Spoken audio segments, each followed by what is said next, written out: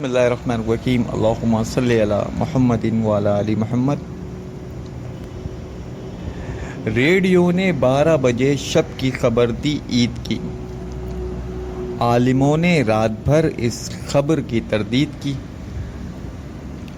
Radio کہتا تھا سن لو کل ہماری عید ہے، اور عالم کہتے تھے یہ غیر شرعی عید ہے۔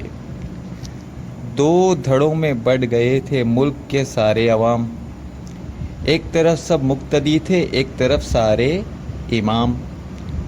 بیٹا کہتا تھا کہ کل شیطان روزہ رکھے گا، باپ بولا تیرا ابا جان روزہ رکھے گا۔ بیٹا کہتا تھا میں سرکاری افسر ہوں جناب، روزہ رکھوں گا تو مجھ سے مانگا جائے گا حساب۔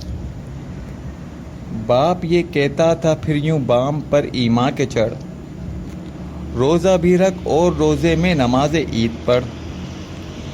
اور کتنا فرق فل اسٹاپ اور کامے میں تھا، باپ کا روزہ تھا بیٹا عید کے جامے میں تھا۔ اختلاف اس بات پر بھی قوم میں پایا گیا، چاند خود نکلا تھا یا جبرن نکالا گیا۔